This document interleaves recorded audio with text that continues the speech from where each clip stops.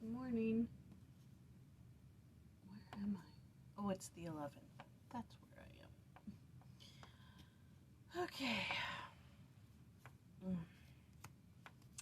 And Pharaoh hardened his heart at this time also, neither would he let the people go. Exodus 8:32. Signs and wonders and miracles do not create faith. They may fan a flame of faith that is already burning, but the miraculous can only reinforce what is already in place, not created.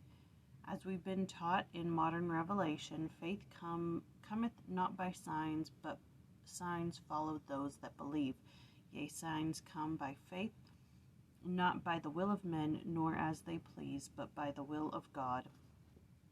That was D&C 63, 9 through 10.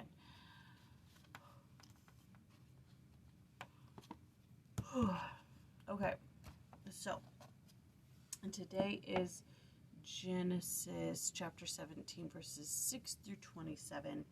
And what's happening here is God is establishing his covenant with Abraham and saying that the sign of the covenant will be circumcision. And Abraham goes out that self-same day and circumcises every man in his household.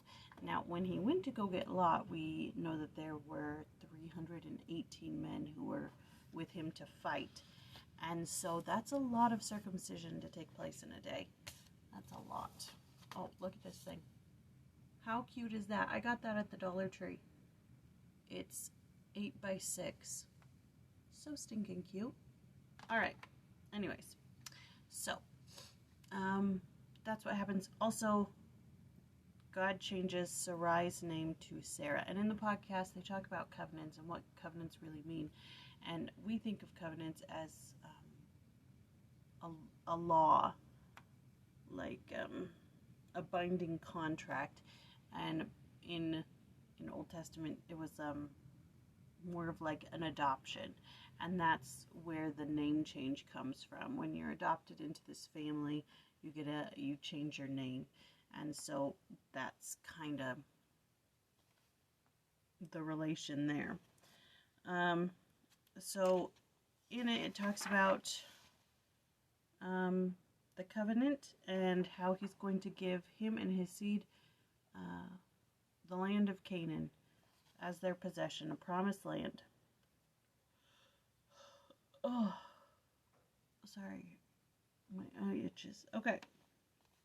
The Abrahamic covenant embraces the divine promise to grant to the faithful special gathering places of refuge upon the earth, as well as an ultimate home among the mansions of the Father on high.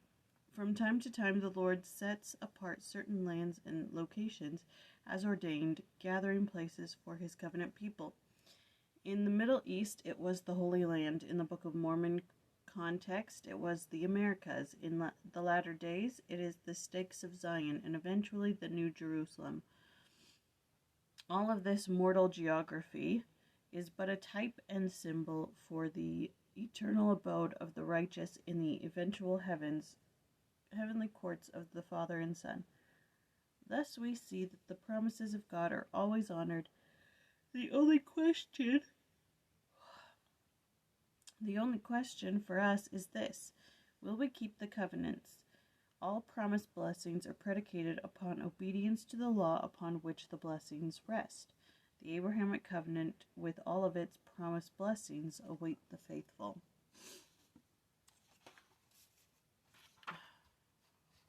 So that's all this book has to say about that. But I want to switch over to the Ludlow to see if there's anything about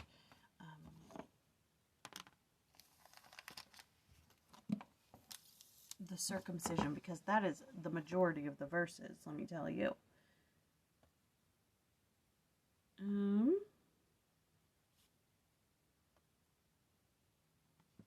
Okay.